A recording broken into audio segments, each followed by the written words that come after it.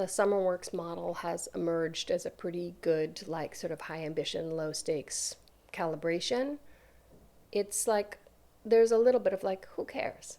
Like, what's really going to happen if this doesn't work? You know, who's really going to be hurt by that? Yeah. And we feel that way, so we try and encourage people to take big swings.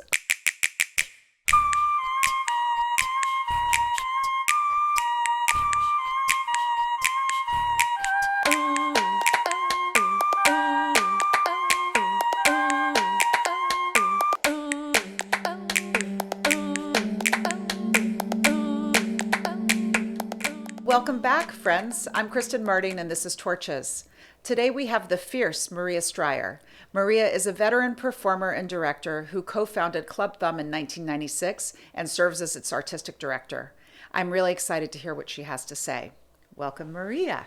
Thank you, Kristen. How did you come to be in downtown performance? Well, I graduated from UCSD. I got an MFA in acting in 1995, and while I enjoyed my brief sojourn in Southern California, that was not the place for me.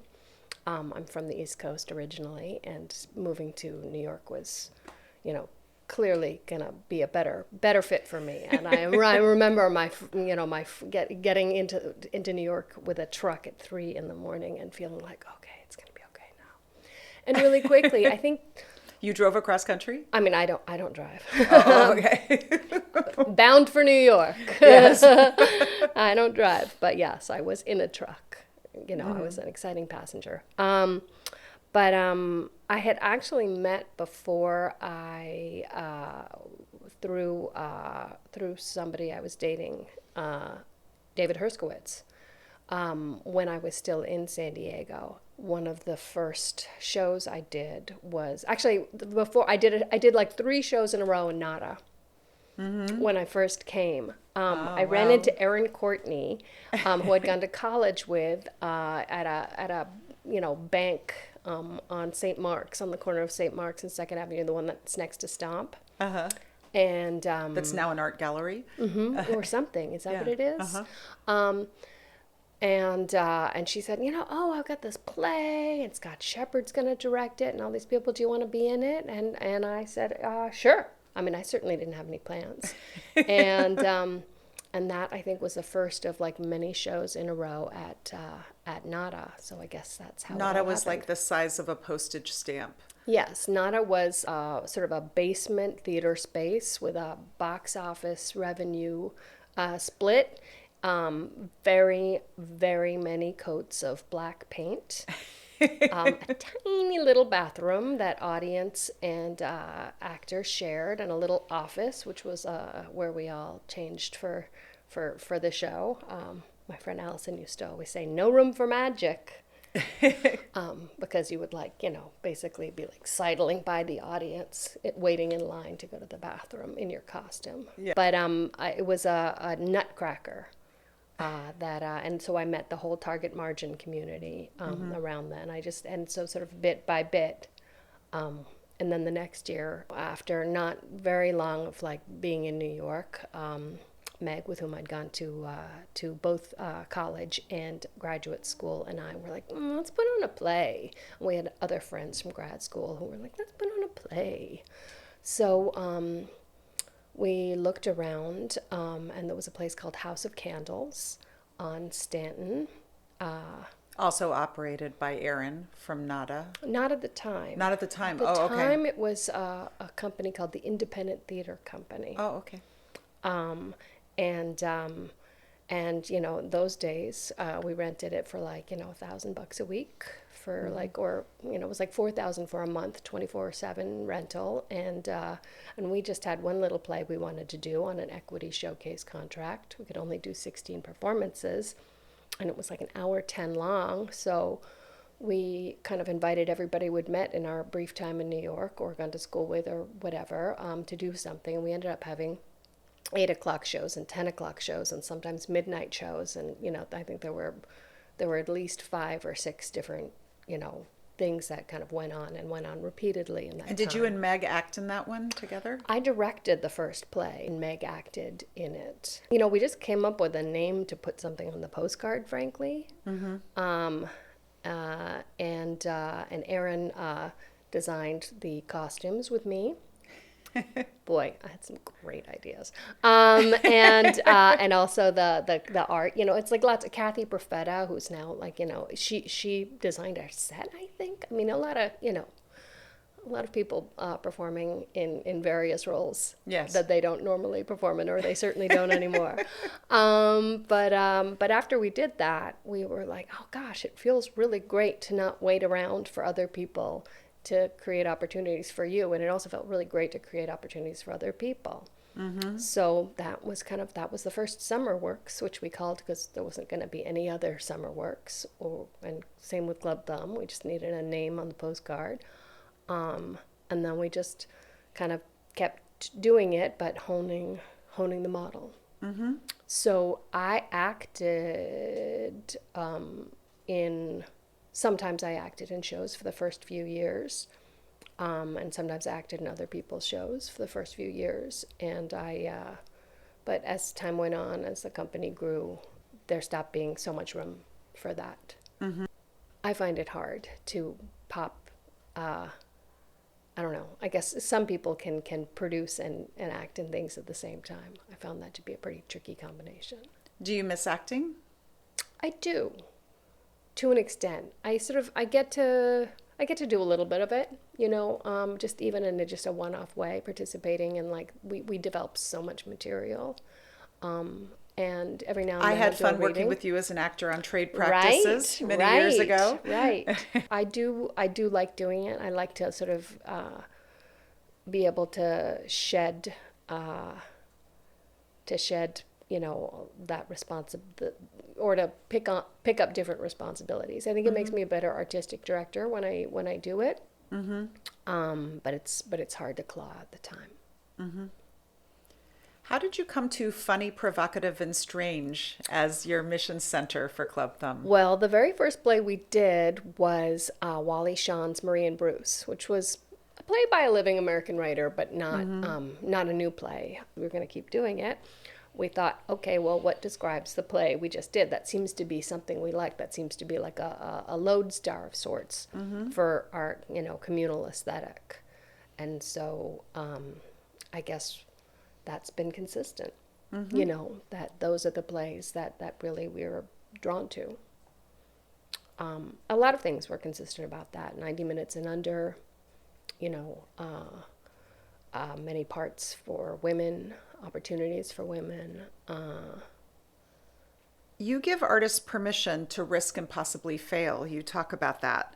So how do you encourage risk in the work that you choose to curate? I mean, I think that the Summerworks model has emerged as a pretty good, like, sort of high ambition, low stakes calibration. It's like there's a little bit of like, who cares? Like, what's really going to happen if this doesn't work? You know, who's really going to be hurt by that? Yeah. And we feel that way, so we try and encourage people to take big swings. Can you share a little more of what that model is for folks who may not know? Oh, sure. This, So the festival? Summerworks is basically the sort of the cornerstone of our producing.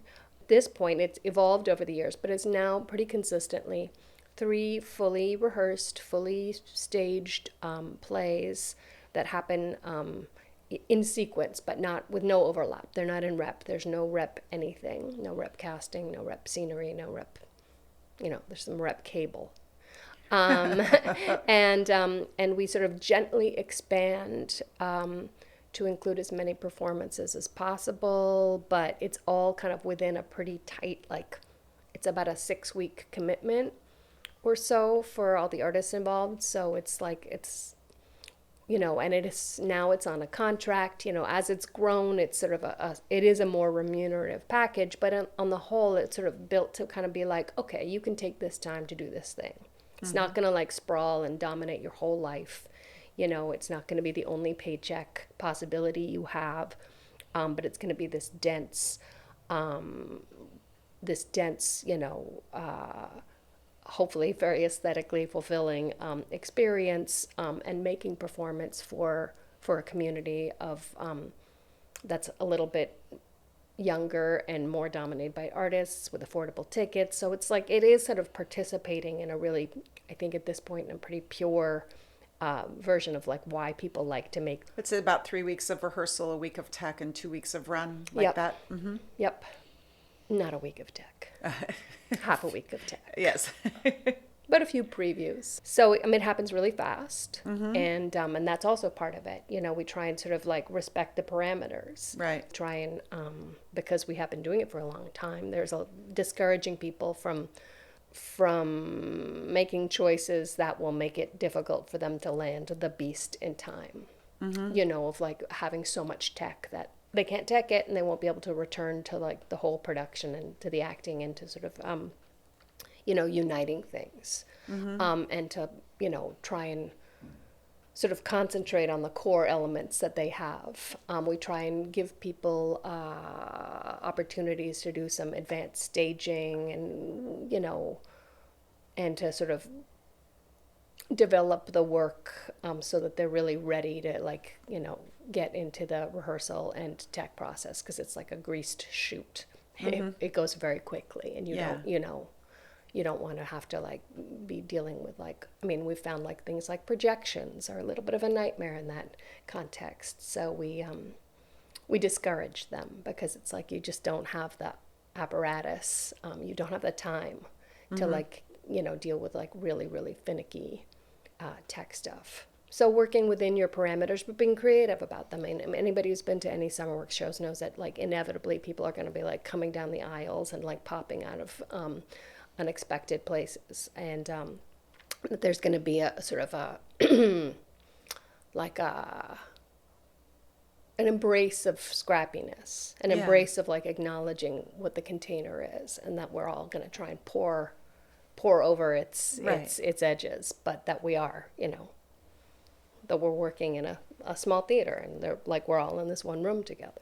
I'm curious if you feel it is still as low stakes, because you guys have been very successful and gotten a lot of press coverage. And for a lot of artists, this may be the first major press coverage they've gotten. So does it still feel like it's low stakes for folks? I mean, you know, I'm me and I'm not them. I think that we try to model not caring about, you know, that it's not important to us that something gets good reviews, that it's not important to us that we hit certain goals, that the important thing is that, you know, that we sort of make the strongest thing we have. Make what you mean to make. Make what you mean to make. And like our, you know, as an artistic director, once we start to put elements together, my job is to respond to what people are putting down and understand what I understand about, you know, this company and this space and about people, but to like be always working in a complementary fashion in terms of this is going to work, that's not going to work, let's see, I might be wrong, but I wonder, blah, blah, blah. And you know, sometimes what that means is like working really, really hard to relieve anxiety and to de-stress people, and to make it very clear that, you know, what we care about and what we don't care about. I think one of the reasons that I think that it's not too anxiety producing, I hope to produce on the Summerworks level, is that, you know, we're there all the time. Like it's not like we're such a tiny institution, if we're an institution at all, you know, we're feet away. I'm in every moment of tech, you know, we're there, and we're there to sort of see what's happening, to respond to it, to be in partnership. And so there's not like a great deal of remove from like decisions made at one level and execution on another. And so I think we can be responsive to like things that are coming up, including people's feelings. Yeah. But, you know, sometimes it goes wrong. Sometimes people feel hurt, and that's the worst. Yeah. What have you learned from failure when it happens? Sometimes it takes a really long time to learn from certain failures, but I'd rather be a dupe than a shark. is one of the things that that you don't have to give people the answer that they want. That if you have a gut instinct about something, you should keep expressing it, even if people don't listen to you. At least you will have like not sort of swallowed your that impulse in the name of like playing nicely with others. Yeah. You know, that usually you end up okay. You know, like it's a long life, hopefully. And being honest and transparent and respectful is kind of the most important thing of all. That bridging those particular values does the most harm. Can you think of a moment of pure joy in the work that you've done? I mean, I love tech. I love tech so much. And so I feel like almost every tech, there is like some moment where things come together, and that like sort of fusion of everybody's sort of creative effort and people responding to each other. And you know, when you see like an actor adjust to a lighting cue, like whether they even know it or not, but especially when they know it, you know, I'm trying to locate a really exact moment, but I feel like that happens a great deal. Or in like the sort of production meeting afterwards, when there's something that's just not functioning and people are just like rattling off, like maybe it's this and maybe it's that and let's try this and let's try that, where it's just like, you know, that sort of exhilarating exercise of collective imagination, you know, making something, especially because we do new plays, like something that's never existed before. I mean, even if it's Hamlet, I mean, it's the first time that group of people is making Hamlet, but like when it's really like, who knows, and everything is like fungible, it's like so hopeful.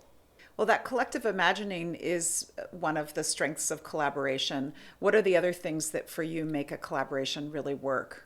I mean, transparency and communication, like everything else. Like, you know, sometimes people are fearful of conflict, and so they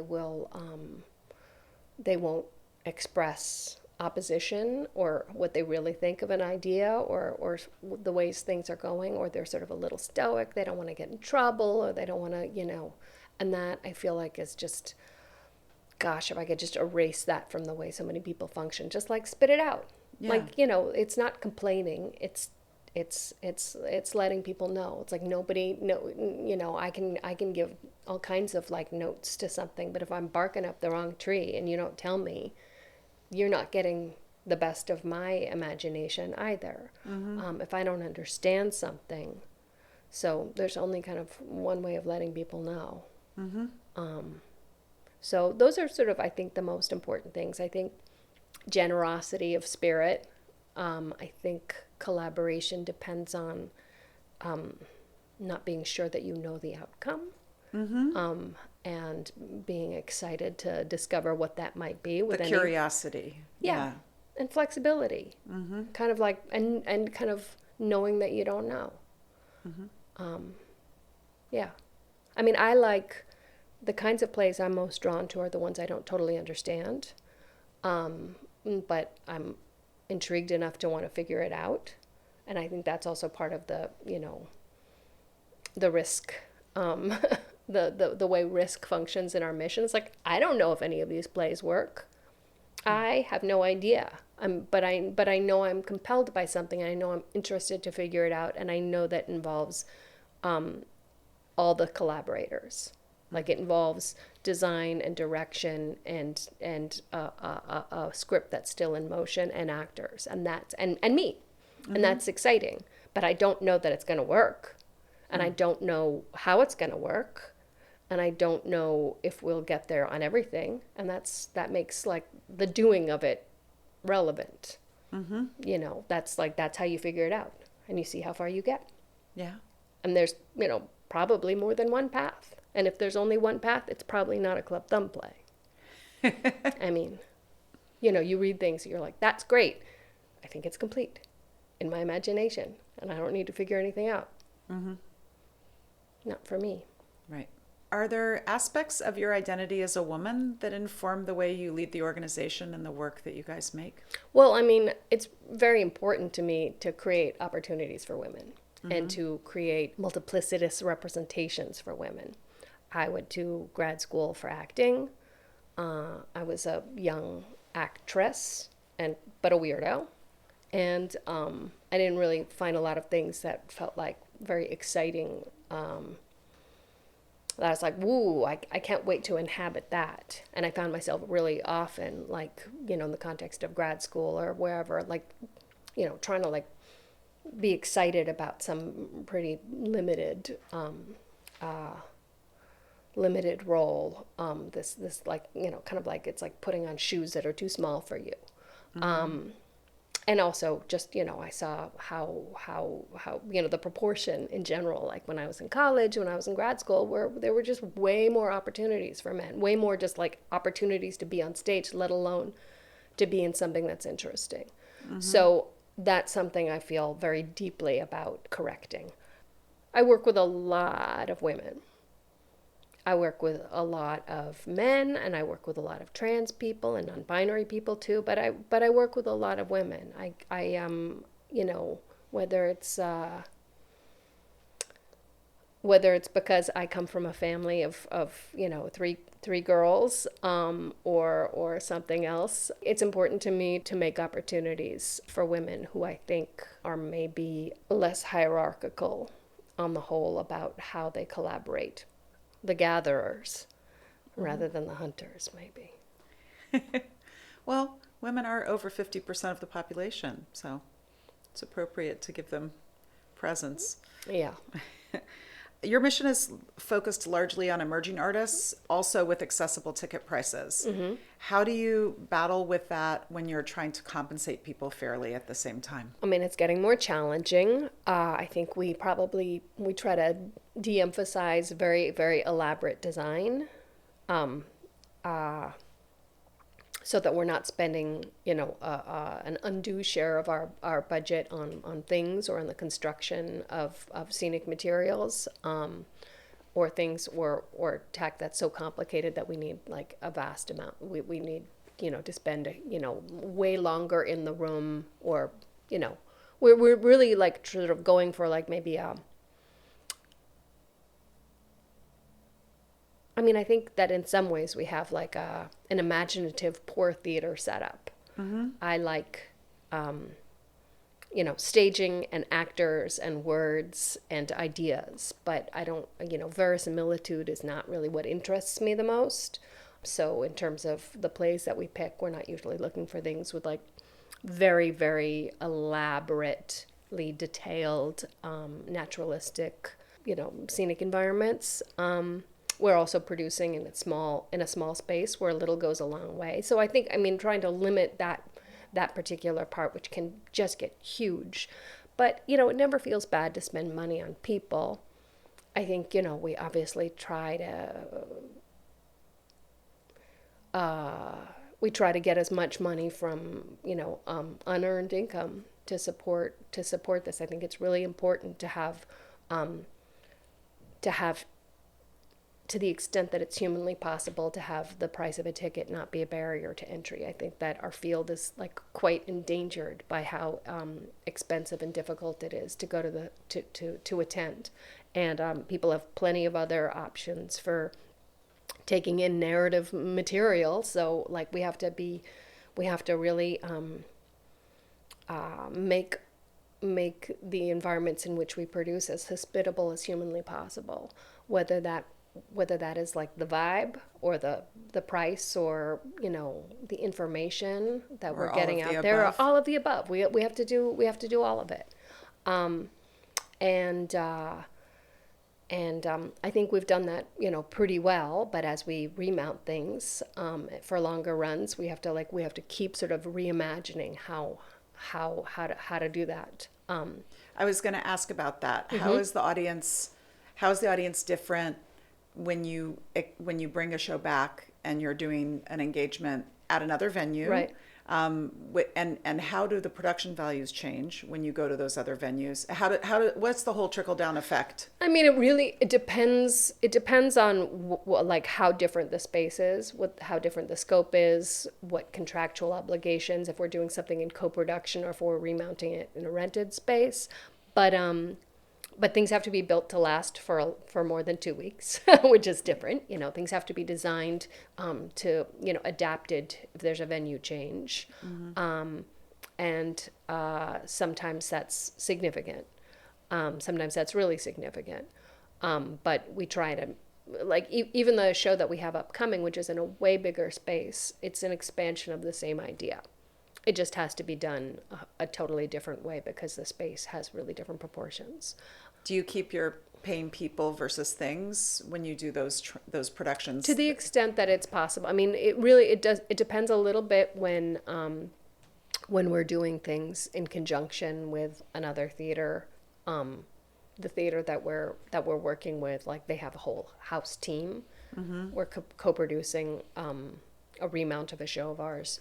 And they have a staff, they have a space. There's like, we can't, and they have contractual obligations that are super different from the ones that we have. But, for the shows we did at the Public, which we rented, the dimensions were pretty similar. We try to, like, frankly, find spaces that have comparable dimensions so that we understand something about how we think the play will work. And that includes how close performer is to audience, how intimate, how... Not just the the sight lines, but like how will this come? How will this feel? How will this be held by the audience? And we really, the Shiva at the Public, where we've done the last couple of remounts, is not that much larger than the Wild Project, so it was a very similar feel. And we gave our little curtain speeches, and basically tried to bring our kind of scrappiness in an enhanced, thoughtful fashion, because it wasn't sort of coming in with 2 days tech. It's like a little bit more like, okay, what did we learn? What worked? How will that work in this venue? Do you think that the low ticket prices helps you build the audience that you want?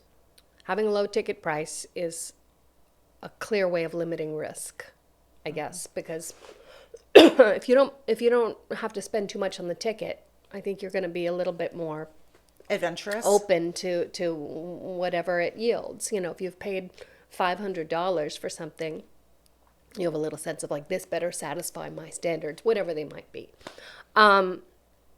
Whereas, for $25 or $35, most people will be like, let's see what that is. We've managed to have at least some affordable tickets everywhere we've gone, and that's part of what we've insisted on. Whether you have to be, a little bit thoughtful to find it. But if you look at, if you're on our mailing list, there'll be an affordable ticket price. And if you come to us and say, I can't afford it for that price, it's like, we'll tell you all of the ways we know, like whether it's rush tickets or whether it's a comp or whether it's a barter. I mean, whatever. We'll figure it out. I mean, we want people to see the shows. I think all of us, when we don't get it together to see a show until like the very last performance, eat it, go like, okay, I'm gonna have to pay for that expensive ticket because, like, this place has been running for several weeks and I haven't gotten it together. But if you want to see something, I feel like most people will try and make that happen one way or another. Who do you make the work for? Who do you think of as your audience? Me. I mean, I have to like it. And I, because we produce everything initially in a pretty limited run in a small space, people will come,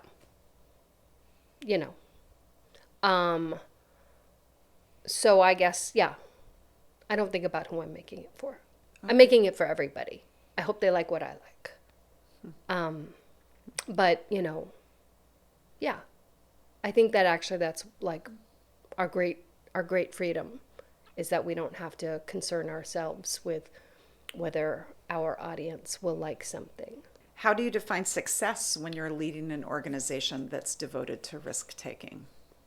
Morale? I think that if people are excited, People as in artists, people as an everybody, audience. Oh, everybody. I both. think that I think you can feel enthusiasm.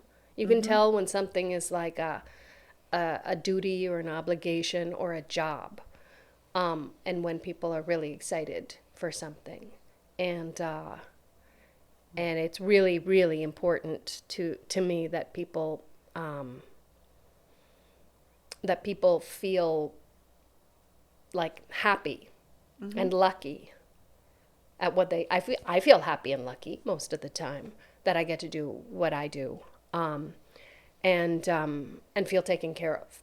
Not in some overly elaborate way, but like feel sort of seen and feel like, oh, somebody thought about what I need, or thought about making this comfortable or accessible or interesting or challenging. And, we do a lot of work that has at least some comic element, and like laughter is a pretty organic response. Like people don't fake it.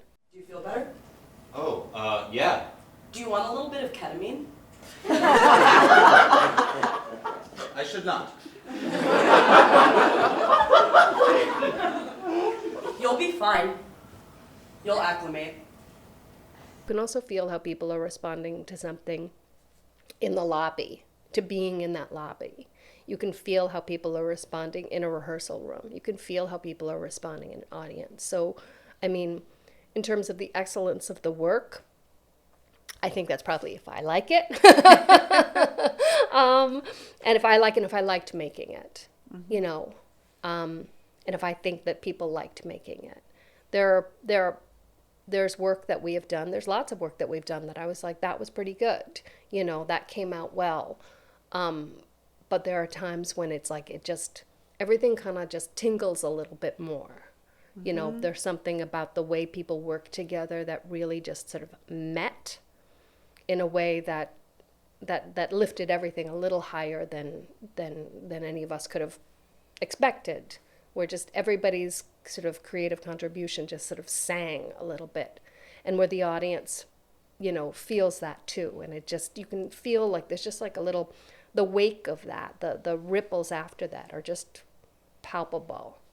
So that certainly is a certain type of success, but there's very little work that we've done that I don't feel like is successful in most of its goals. There's a few, there are a few that you're like, well, we didn't manage that one. How has producing in a downtown way changed as you've evolved as a company and you've achieved greater recognition? When we first started, I remember sometimes thinking about like the different experiences of uptown or institutional or regional theater and of downtown theater. And there were things I liked about both of them. I loved the inventiveness and the sort of efficiency and the surprise and the sort of defying of convention and the immediacy of downtown stuff. And there was sometimes an orderliness to the experience of doing more institutional theater. There's unions, there's rules, there's breaks, there's bathrooms, there's things that, you don't necessarily always have or I didn't always have when I first started doing downtown theater. But as time has gone on, I've found that it's that kind of inventive, that by sheer imagination, I will figure out a solution or a path forward. That sort of remains. Now we have contracts and we have obligations, and there are things that are not as possible to do in a scrappy way. But there's usually a way. There's usually a way of like kind of maintaining some degree of that. We have such a appetite for like figuring how to squeeze something out of what we have around us is really big. It is kind of like why we're still around. And that is sort of always means that we'll be doing more than we actually can totally sustain. But it's kind of like, oh, look, somebody put an extra chair in here. Well, that chair is going to, now perform 5 different roles. There's just, and that is a completely downtown thing. You don't really have much, and you just like make as many things as you can out of what you have. And not the things that anybody is expecting. When you think about downtown, like the spirit of downtown, experimentation and community and risk, do you think it still exists right now? Absolutely. How do you define it? Where do you see it? I mean, I would say that I mostly see it in people who are younger. I think that now as like sort of the financial pressure on the institutional model is abbreviating and constraining the possibilities and the opportunities there, that there are these sort of kind of exciting fissures in the overall structure or ecosystem that has existed, and that things are growing up throughout it. I think that I see a lot of young people who are like not. I feel like for a little while I encountered this artists feeling that self-producing was somehow like self-publishing, that it was somehow stigmatized, that it was like, oh, this is a vanity project, instead of like, this is my passion. I want to make this thing happen. I want to make it happen on my terms, and it doesn't matter if it's fancy. And I think now, since so many of those big fancy things are shrinking or are Falling apart. that people are like, oh, if I want to make this thing, I'm going to make it myself, or I'm going to make it with my friends. And it's it's happening all over, and I think that's that's a shift in the landscape that is exciting, that will make for a much greater diversity of aesthetics and of scale and of like sort of the geography of like where you see things, let alone the kinds of things you see and who's making them. That the sort of the gatekeeping will be less predictable, which is I feel a lot of optimism about that. Whether people can afford to live that way and make things that way till they totally mature as artists. I don't think they're forming spaces, though. I think they're finding different ways to make their work. In the 90s, we had like this big explosion of spaces. Yeah. I don't feel like that's what's happening right now. Yeah. But I feel like work is growing, like you're saying, in alternate ways. Yeah. Why do you think that happened in the 90s but isn't happening now? I mean, I think that, what is the thing that's happening now that's interesting to you? I think the 70s and 80s in New York were rough enough that there was a lot of space around, and people were game to let artists inhabit them, and artists had figured out ways of getting into those spaces. And I think over the course of the aughts mostly, the value of real estate in New York increased such that like space after space was under way too much pressure financially to continue. I mean, it's all the spaces that we started at are gone, and there are very few left. I think that at least in Manhattan, I think people are doing more stuff in the outer boroughs. I feel like there's more like weird little part-time spaces are showing, like people are being creative about where they do things. I've been in backyards to see shows in people's apartments again, which is something that happened a while ago and then kind of stopped happening. Bars. Yeah.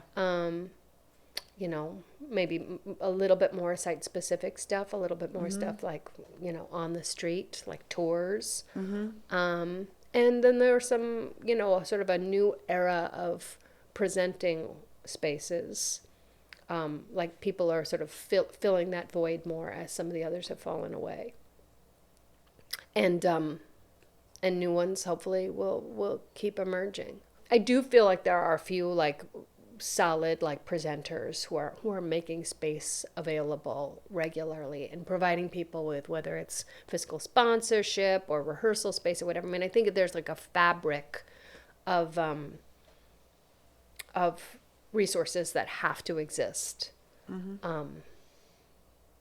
are becoming more and more important, for like a whole sort of community of people to take advantage of them. What do you hope to leave behind for the next generation of theater makers?